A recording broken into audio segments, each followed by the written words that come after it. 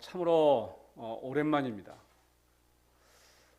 제가 보니까 작년 11월 말에 우리가 대면 예배에서 비대면 예배로 전환이 되었습니다.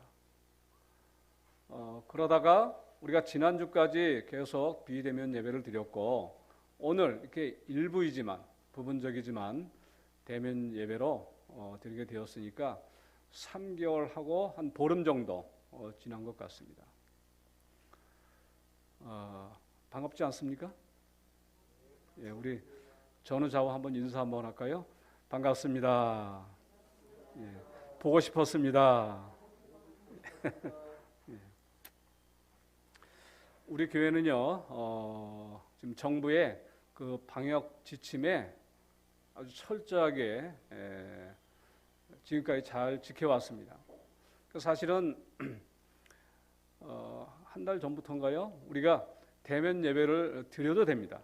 좌석 대비 20%까지 드릴 수가 있으니까 우리가 뭐 1층, 2층, 3층 분산해서 앉으면 다 예배를 드릴 수가 있어요. 그래도 우리 장로님들과 상의한 결과 그래도 200명 이하로 내려가야 대면 예배 드리는 게 좋지 않느냐 해서 우리가 그동안 계속 미뤄왔습니다. 그런데 지금 300명대, 400명대가 계속 이어지는 거예요. 200명 이하로 내려갈 기미가 보이지가 않습니다. 그래서 우리가 전 성도가 다 나와서 드리는 게 아니라 지금 A조, B조 나눠가지고 둘로 나눠서 이번 주는 A조, 다음 주는 B조 이렇게 격주로라도 예배를 드리자. 또 이렇게 격주로 나왔지만 한 자리에 다 앉는 것이 아니라 오늘 보시는 바와 같이 널찍 2층과 3층에 이렇게 나누어서 앉아서 예배를 드리자 해서 오늘 이제 대면 예배로 전환되게 되었습니다. 그러니까 오늘 이후부터는 모든 예배가 다 이제 대면 예배로 드려지게 될 것입니다. 새벽 예배도 그렇고 수요 예배도 그렇고 이제 금요 기도회도 그렇고 널찍 이렇게 앉아서 방역 지침을 잘 지켜가면서 이렇게 예배를 드리게 될 것입니다. 오늘은요, 이 본문을 중심으로 화목제와 예수 그리스도 그런 제목으로 우리가 말씀을 나누겠습니다. 레위기 참 쉽지 않은 책입니다. 오늘 본문을 우리가 읽어봤지만 이게 선뜻 이해가 되어지지 않아요. 그래서 신약 성경에서 가장 어려운 책 하면 요한계시록이고 구약에서 어려운 책 하면 이 레위기입니다. 오늘날 우리가 제사를 드리는 것도 아니고 우리는 그렇게 드려본 적도 없습니다. 그러니까 성경에 있는데 이것이 오늘날 우리들에게 어떤 의미가 있는가 해서 우리가 지금 레위기를 살펴보고 있습니다. 레위기의 핵심은요, 제사 제도입니다. 왜 제사를 드립니까? 죄사함을 받기 위해서. 죄사함 없이는 구원도 있을 수가 없어요. 그 구원에 이르는 방도를 알려주는 책이 바로 이 레위기입니다. 얼마나 중요한 책입니까? 이 레위기의 핵심은 바로 제사 제도에 있어요. 이 제사에서 드려지는 제물, 대속 제물 그렇게 말합니다. 대속 제물. 대속 제물이라는 말의 의미는 내가 죄의 형벌을 받아서 죽어야 되는데 이 짐승이 대신 죽는 것입니다. 그래서 대속 제물 그렇게 부르는 것이죠. 근데 이 제사는요, 장차 우리 죄를 위해서 십자가에서 죽어주신 대속 제물이 되어주신 예수 그리스도에 대한 예표, 모형, 그림자입니다. 구약의 모든 제사가 그렇습니다. 그러니까 구약시대 제사 제도는요, 모두가 예수님을 가리키고 있는 것이죠. 근데 왜 이렇게 제사 제도가 많습니까? 하나가 아니에요. 레위기에 나타난 제사 5가지죠. 5대 제사. 우리가 영상으로 그동안 예배를 드렸는데 한번 기억을 더듬어 보십시오. 번제가 있고요, 소제가 있고, 화목제가 있고, 속죄제가 있고, 속건제가 있습니다. 이것을 우리가 레위기의 5대 제사 그렇게 말해요. 모두가 예수님을 상징하죠. 그러면 왜 이렇게 제사 제도가 많으냐 하는 것입니다. 예수님께서 십자가 대속을 통해서 저와 여러분들의 구원을 이루셨는데 그 구원의 역사를 하나의 제사 제도로 다 설명할 길이 없는 거예요. 그래서 이렇게 여러 개의 제사 제도가 나오게 된 것입니다. 5대 제사는 그렇게 번제, 소제, 화목제, 속죄제, 속건제인데요. 번제, 우리가 지지난주에 살펴봤죠. 번제는 이 제물을 모두 태워서 드리는 제사입니다. 이 번자가 태울 번자예요. 태울 번자. 그러니까 태워서 드리는 제사. 우리나라 말로 하자면 그렇게 말할 수가 있죠. 왜 제물이 다 이렇게 태움을 당해야 되는가? 태워서 드리는가? 우리가 죄의 형벌을 받아서 죽어야 되는데 이 짐승이 대신 형벌을 받았다. 그런 의미입니다. 근데 모든 제물은 예수님을 상징한다고 했으니까 예수님이 저와 여러분이 받아야 할 죄의 형벌을 다 받으시고 죽어주셨음을 의미하는 것이 이 번제의 의미입니다. 그래서 이 번제는요, 우리가 예수를 믿어서 죄사함을 받고 의롭게 되었다는 것을 상징하는 제사예요. 그렇다면 이미 예수를 믿은 저와 여러분, 이 번제를 드린 사람이라 구약시대로 말하자면 그렇게 말할 수가 있습니다. 예수님의 십자가 대속적 죽음으로 말미암아 하나님과의 관계가 회복된 사람들이 바로 저와 여러분과 같은 그리스도인입니다. 한마디로 예수를 믿은 사람들, 이 번제를 통과했다 말할 수가 있습니다. 그러면 번제를 통해서 죄사함을 받고 의롭게 된 사람들의 삶은 어떠해야 합니까? 우리가 지난주에 살펴봤죠? 바로 소제의 삶입니다. 소제.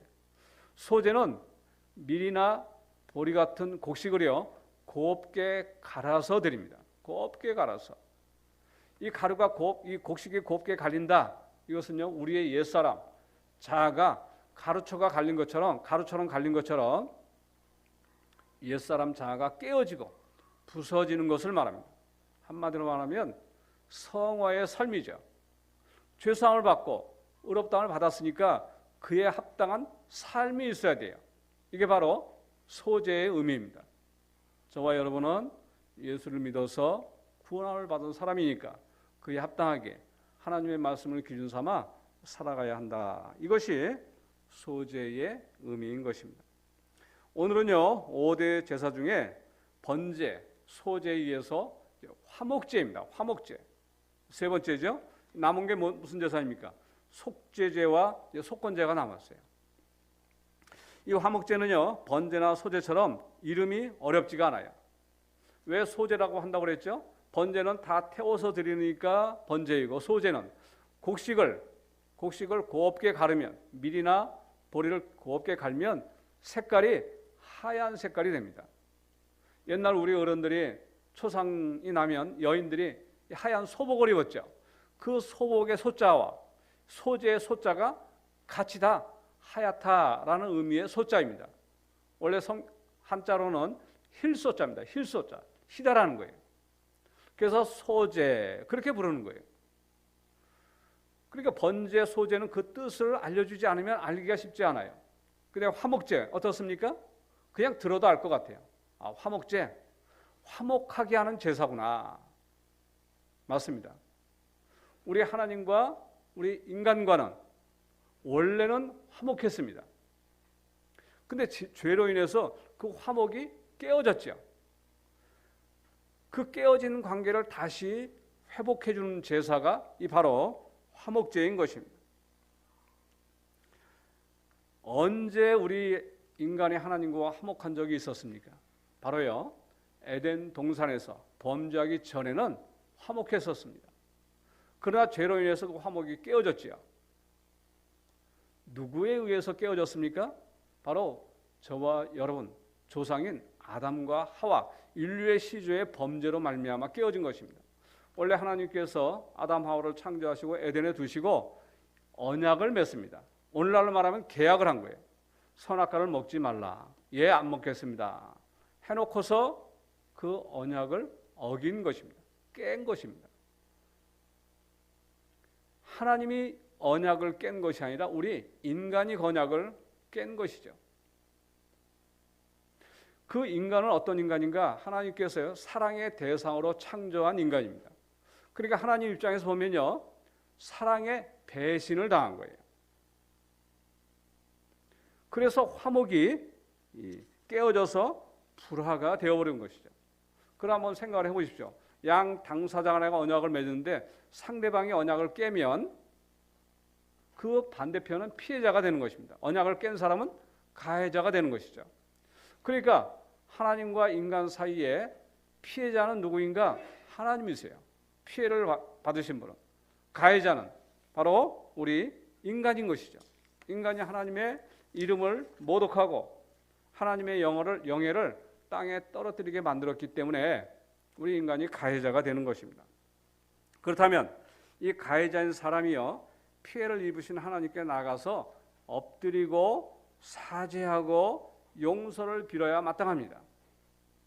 마치 교통사고가 났을 때 가해자가 피해자에게 찾아가서 용서를 구해야 하듯이 그렇게 해야 하는 것이 맞습니다. 근데요, 이게 일반 상식인데 성경은 거꾸로입니다. 거꾸로.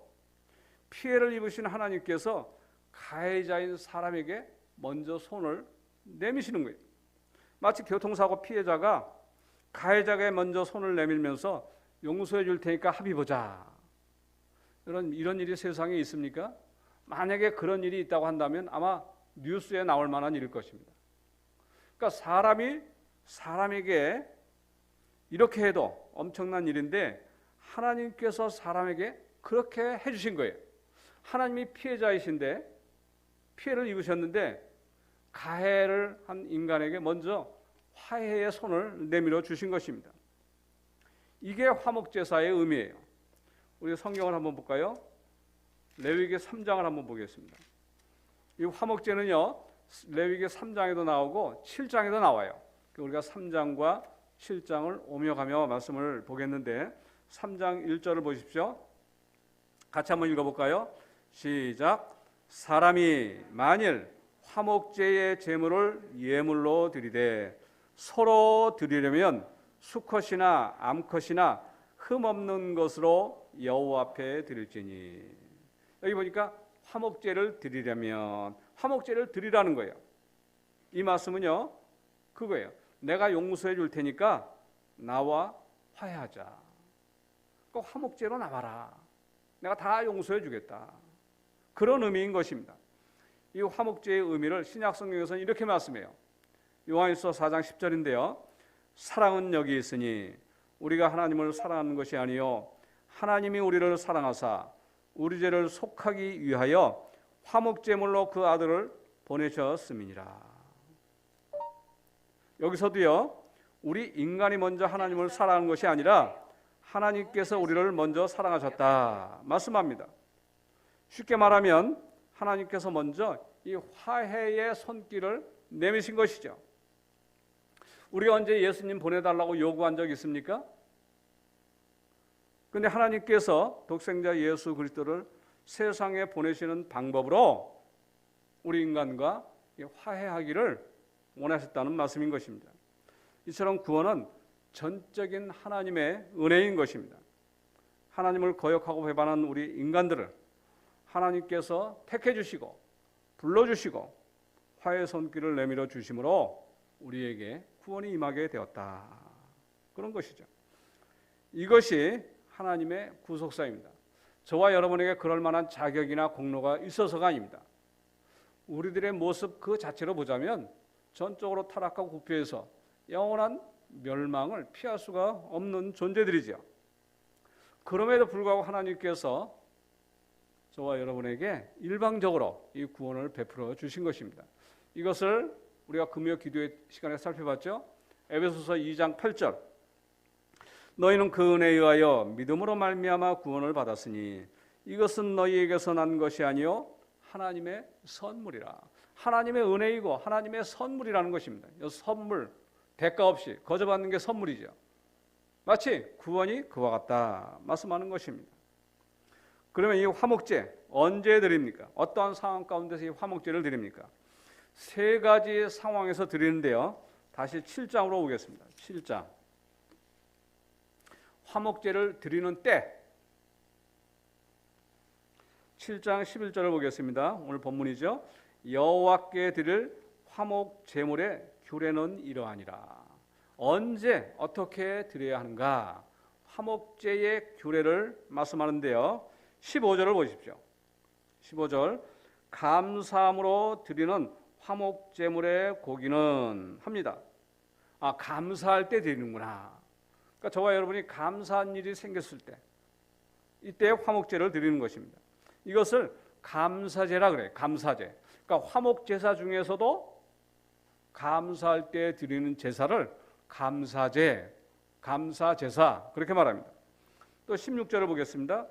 그러나 그의 예물의 제물이 서원이나 자원하는 것이면 서원할 때도 화목제를 드리고 또 자원할 때도 화목제를 드린다는 거예요. 그러니까 화목제는요 3가지 상황에서 드리는데 감사한 일이 생겼을 때 감사제를 드리고 또 우리가 서원할 때 역시 또 화목제를 드리고 서원제로 또 자원하고 싶을 때 화목제로 자원제를 드린다. 이것이 화목제를 드리는 때인데요. 우리가 하나씩 그 의미를 살펴보겠습니다. 먼저 이 감사제, 화목제 중에서 감사제. 감사제는요 말 그대로 감사한 일이 있을 때 드리는 제사입니다. 마치 오늘도 우리가 성도님들이 이 감사 헌금을 했는데 마치 감사 헌금과도 같아요. 여러분 감사 헌금 언제 합니까? 좋은 일이 있을 때 하잖아요. 좋은 일이 있을 때. 학교나 직장에 합격을 했을 때, 승진을 했을 때, 기타 어려운 문제가 풀렸을 때, 병에서 고침을 받았을 때, 이럴 때 우리가 감사헌금을 합니다. 생일을 맞아서도 감사하고, 결혼 기념일에도 감사하고, 여러 가지 우리가 일상생활을 하면서 감사한 일이 있을 때 우리가 감사 헌금을 하듯이 구약 시대에 감사한 일이 있을 때 화목제 중에 감사제로 드리는 것이죠. 이렇게 감사함으로 나갈 때 하나님과의 관계가 깊어지고 한층 더 친밀해지는 거예요. 만약에 우리에게 어떤 좋은 일이 생겼어요. 근데 그 상황을 두고 내가 잘해서 그렇지, 아니면 내가 운이 좋아서 그렇지, 또 아니면 누구의 도움을 받아서 그렇게 되었지, 만약에 그렇게 생각한다면요 그 사람은 하나님과의 아무런 관계도 없어요. 교제도 없습니다. 그런 사람은 진정한 의미에서 그리스도인이라 말할 수가 없죠. 그런 사람에게 있어서 하나님은 그냥 하나님이고 나는 나일 뿐입니다. 그러나 하나님은 저와 여러분의 모든 삶의 전반을 다 주관하시고 섭리하십니다. 돌보시는 것이죠. 예수님께서 말씀하셨어요. 산상수훈을 통해서 저 공중에 나는 새를 보라는 거예요. 우리가 보면 새 많이 날아다니지 않습니까? 그 새가 무엇을 심거나 거두거나 또 창고에 들이는 일이 있느냐라는 거예요. 그럼에도 불구하고 하나님께서 그 새를 다 먹이시지 않느냐. 또 들의 백합화를 봐라. 길쌈수고 하느냐. 그래도 하나님이 입히시고 기르시지 않느냐. 하물며 너일까 보냐. 무슨 말입니까? 저와 여러분의 삶 전체를 주관하시고 인도하시고 함께 하신다는 뜻입니다. 이것을 믿는 게 우리 성도들의 신앙이에요. 내가 열심히 해서 이렇게 먹고 사는 거지 하나님이 무슨 도와주긴 뭘 도와주냐라고 생각한다면 그 사람은 하나님과는요 상관이 없는 사람입니다. 그래서 우리는요 우리에게 일어나는 그 어떤 일이라도 우연이라고 생각하지 않습니다. 하나님의 섭리 가운데 선하신 뜻 가운데 일어난 것으로 믿는 사람이 진정한 믿음의 사람인 것입니다. 그래서 우리는요 좋은 일이 있을 때 하나님께 감사하죠. 이것이 구약 시대의 화목 제물 중에서 감사제인 것입니다. 그 다음에 두 번째는 서원제. 서원이라는 것은 하나님께서 나에게 이렇게 해주시면 제가 어떻게 하나님 앞에 해드리겠습니다. 이렇게 하나님 앞에 약속하는 것이 서원입니다. 언제 우리가 이런 서원을 합니까? 내가 어려움 가운데 처했을 때, 혹은 간절하게 바라는 소원이 있을 때 이렇게 우리가 서원을 할 수가 있어요.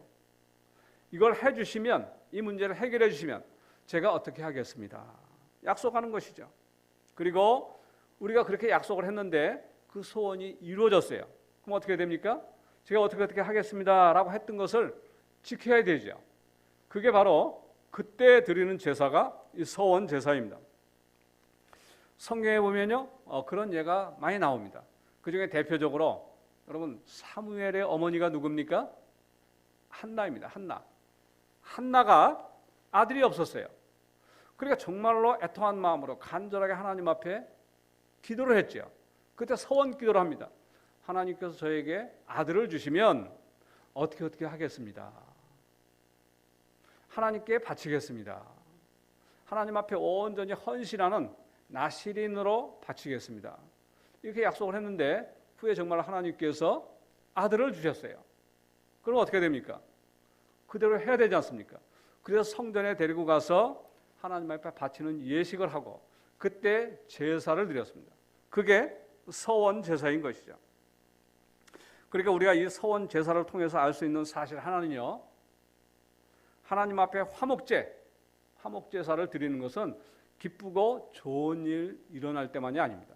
어렵고 힘들고 고난 가운데 있을 때도 그 형편과 사정을 통해서도 얼마든지 하나님 앞에 나아갈 수 있다는 거예요. 왜냐하면요, 하나님은 그 힘들고 어려운 그 상황 가운데서도 그 일을 통해서 합력해서 선을 이루어 주시는 하나님이시기 때문입니다.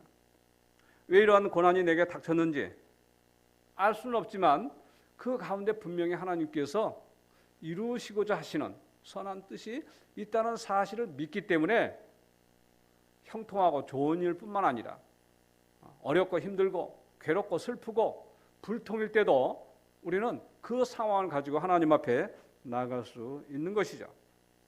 근데 사람은요, 이 본성상 잘 되고 좋은 일이 있고 형통할 때보다도요, 반대로 힘들고 어려울 때 또 불통일 때 하나님을 더 찾게 되고 하나님 앞에 엎드리게 되어 있습니다.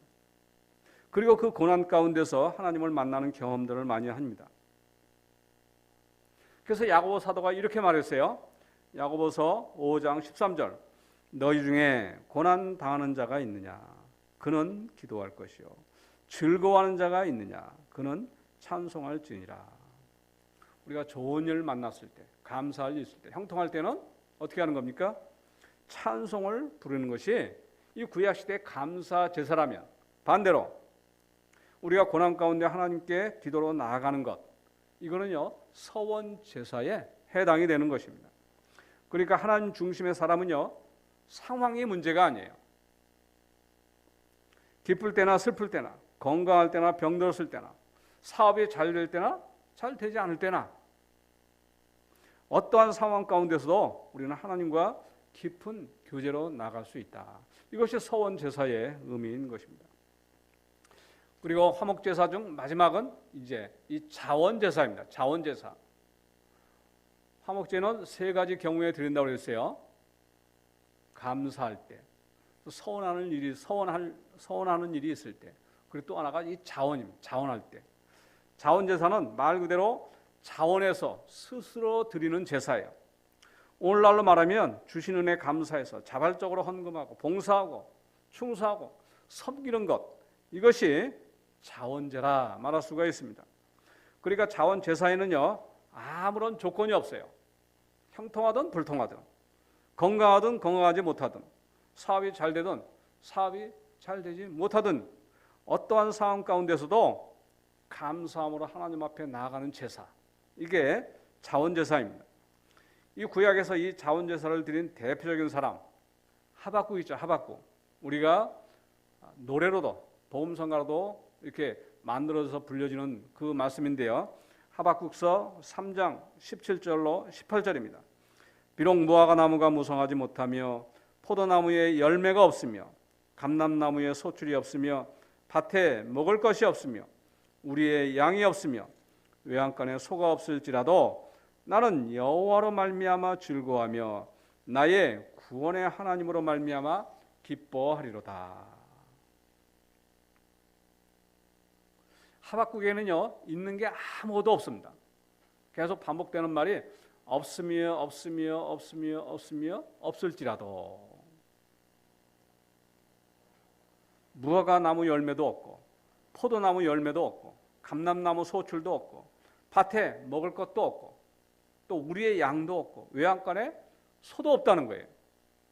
그럼에도 불구하고 하나님을 찬양하는데, 그러면 그렇게 없는 중에 있는 것은 무엇입니까?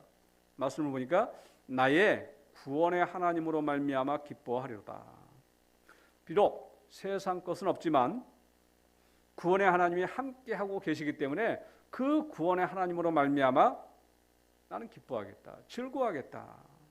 이것이요 진정한 화목제사입니다. 화목제사, 자원제사이죠. 이처럼 우리 그리스도인의 삶에 있어서는요, 환경이 하나님과의 관계를 결정짓는 것이 아닙니다. 내가 처한 환경이 어떠하든지 간에 화목제물을 드리는 마음을 가진 사람에게는 오히려 그 어려운 환경, 형편, 사정이 하나님께 나아가는 통로가 되을 수 있음을 이 화목제사가 우리에게 말씀해 주고 있습니다.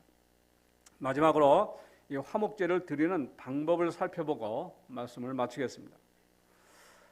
먼저 화목제의 제물은요, 번제와 비슷합니다. 번제, 소나 양이나 염소, 또 번제는 비둘기도 드렸죠. 집비둘기, 산비둘기. 이 화목제도 마찬가지예요. 소로 드리기도 하고 양이나 염소로도 드릴 수가 있습니다. 다시 한번 3장을 보겠습니다. 3장 1절을 보십시오. 사람이 만일 화목제의 제물을 예물로 드리되 소로 드리려면, 그러니까 소로도 드릴 수가 있어요. 이 소로 드리는 거, 소는 비싸니까 뭐 부자가, 경제적 능력이 있는 사람이 소로 드리겠죠. 또 6절을 보십시오. 만일 여호와께 예물로 드리는 화목제의 제물이 양이면, 양은 소보다는 좀 쌉니다. 좀 경제적인 능력이 그에 미치지 못하면 양으로도 드릴 수가 있어요. 또 12절을 보십시오. 만일 그의 예물이 염소면 그것을 여호와 앞으로 끌어다가. 이처럼 소, 양, 염소 제물은 종류가 다양합니다. 근데요, 이 화목제의 특징은요, 이렇게 종류보다도 이 먹는 방법에 독특한 점이 있어요. 바로 제사 드리는 사람, 즉 헌제자가요, 이 제물을 먹을 수가 있어요. 이 화목제 외에 번제, 소제, 속제제, 속건제, 나머지 제사는요, 제사 드리는 사람 몫이 없어요. 먹을 수가 없어요. 하나님 몫과 제사장 몫만 있습니다. 근데 유독 이 화목제만은 하나님 몫도 있고 제사장 몫도 있고 제사 드리는 사람 몫도 있어요. 제사 드리는 사람 몫. 근데 그 제사 드리는 사람 앞에 돌아온 몫을 어떻게 먹어야 하는가, 그것을 규정을 해놨습니다. 자, 7장 15절을 보십시오. 그 제사 드리는 사람, 헌제자 앞으로 돌아온 그 제물을 어떻게 먹어야 하는가. 7장 15절 같이 한번 읽어보겠습니다. 시작. 감사함으로 드리는 화목제물의 고기는 드리는 그날에 먹을 것이요 조금이라도 이튿날 아침까지 두지 말 것이니라. 어떻게 먹으라고요? 그날에 다 먹으라는 거예요. 그날에. 또 7장 16절부터 18절까지 이거는 이제 감사제, 감사해서 드렸을 때는 그날로 다 먹어야 되고, 또 서원제가 있었고 자원제가 있었죠. 그럴 때는 어떻게 해야 되는가? 16절 18절입니다. 같이 또 읽어보겠습니다. 시작. 그러나 그의 예물의 제물이 서원이나 자원하는 것이면 그 제물을 드린 날에 먹을 것이요 그 남은 것은 이튿날에도 먹되 그 제물의 고기가 셋째 날까지 남았으면 불살을지니 만일 그 화목제물의 고기를 셋째 날에 조금이라도 먹으면 그 제사는 기쁘게 받아들여지지 않을 것이라. 드린 자에게도 예물답게 되지 못하고 도리어 가증한 것이 될 것이며 그것을 먹는 자는 그 죄를 짊어지리라. 자, 화목제사가 세 종류가 있었어요. 감사제가 있고 서원제가 있었고 자원제가 있었는데 감사한 일이 생겨서 감사를 드릴 때 그때 제사 드리는 사람 몫으로 온 그 제물은요 그날 다 먹어야 돼요. 그리고 서원제하고 자원제는요 그날 다 먹고 남으면 이튿날까지 먹을 수가 있어요. 3일째 되는 날에는요 만약에 조금이라도 먹으면 그 제사 헛거라는 거예요. 하나님께서 안 받으신다는 거예요. 그럼 한번 가정을 한번 해보세요. 어떤 사람이 소를 한 마리 하나님 앞에 화목제로 드렸어요. 그러면 하나님 몫은요 내장입니다. 간이나 콩팥이나 기름 하나님 앞에 드리고, 그리고 제사장 몫은요 가슴과 오른쪽 뒷다리예요. 그럼 그거 떼서 제사장에게 주고 나머지는 제사 드린 사람의 몫이에요. 그러면 소 한 마리에서 그 나머지 빼고 그날로 다 먹을 수가 있습니까? 또 서원제, 자원제는요 그 이튿날까지 먹을 수가 있어요. 다 먹어야 되는 거예요. 다 먹어야 돼요. 다 먹지 못하고 남았다. 그래서 셋째 날 조금이라도 먹었다. 제사 무효가 된다는 거예요. 받지 않으신다는 거예요. 여러분 그 소 한 마리 어떻게 하면 다 먹을 수가 있겠습니까? 방법이 있어요. 일가친척 다 불러 모으면 됩니다. 또 동네 사람들, 이웃 사람들 다 불러가지고 그냥 그날에 잔치를 벌이면 돼요. 동네 잔치 벌이면. 무슨 의미입니까? 하나님과 화목하게 된 사람은 사람과도 화목해야 된다. 그것을 의미하고 있어요. 여러분 식사를 같이 하려면 서로 원수지간에 초청해서 식사할 수 있겠습니까? 화해하고 하나님과 화해한 사람, 관계가 바로 된 사람, 사람과도 화해하고 관계가 바로 돼야 된다. 그래서 화해하고 식사 자리에 초대하라. 그런 의미가 있는 것입니다. 여러분 은혜 받았다고 간증하는 사람들이 종종 있어요. 근데 그렇게 하나님 앞에 은혜 받았다고 말하면서 가족과 불화하고 이웃과 서로 원수같이 지낸다면 그 사람의 신앙 바르다고 말할 수가 있겠습니까? 어불성설이지요. 이 화목제가 그래서 중요한 것입니다. 내가 예수를 믿어서 은혜를 받았고 구원을 받았고 그렇게 해서 신앙이 바로 된 사람이라면 사람과도 가족과도 이웃과도 성도 간에도 화목으로 나타나야 된다라는 것을 말하는 것이요 이 화목제사인 것입니다. 그래서 요한일서 4장 20절 사도 요한이 이렇게 말합니다. 누구든지 하나님을 사랑하노라 하고 그 형제를 미워하면 이는 거짓말하는 자라. 그렇죠? 아니, 눈에 보이는 형제도 사랑하지 못하면서 눈에 보이지 아니하는 하나님을 어떻게 사랑할 수가 있겠습니까? 그러니까 하나님 사랑은 형제 사랑으로, 이웃 사랑으로 나타나야 그게 바른 신앙인 것이죠.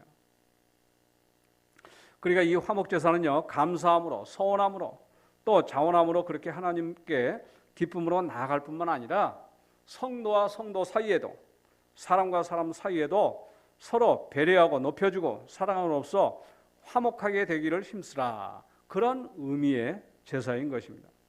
하나님과의 관계, 사람과의 관계, 또 하나님과 화목하게 된 사람은 사람과의 관계에서도 화목으로 나타나야 함을 의미하는 게 이 화목제사입니다. 그렇게 되기 위해서는 어떻게 됩니까? 내가 낮아지고 먼저 손 내밀고 또 섬기고 손해보고 희생하지 않으면 불가능한 것이죠. 그래서 우리 기독교는요 사실은 손해보기로 작정한 사람들의 모임이에요. 남을 높여주기로, 내가 낮아지기로 작정한 사람들입니다.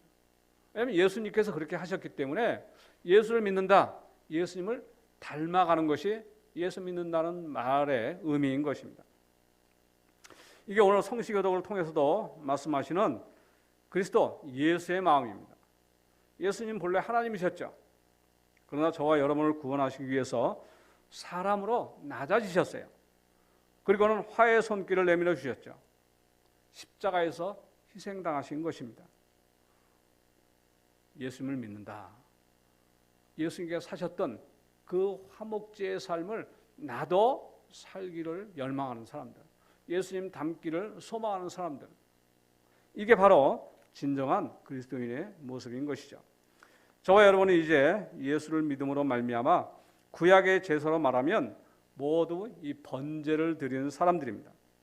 번제를 드리는 사람의 이후의 삶, 소제를 통해서 감사와 헌신의 삶을 살 뿐만 아니라 더 나아가서 하나님과 화목하고 사람과도 화목하기를 더욱 힘써야 하는 것입니다. 이렇게 되기 위해서는 어떻게 되겠습니까? 이 제사제도의 결론은요, 올해 우리 교회 표와 똑같습니다. 표대로만 하면 됩니다. 예배를 통해서, 말씀을 통해서, 기도를 통해서 하나님께 더 가까이 나아가면 되는 것입니다. 하나님께 가까이함이 내게 복이라. 아무쪼록 우리 세계의 모든 성도님들 한평생 이와 같은 화목제의 삶을 사시기를 주님의 이름으로 축원합니다. 기도하겠습니다.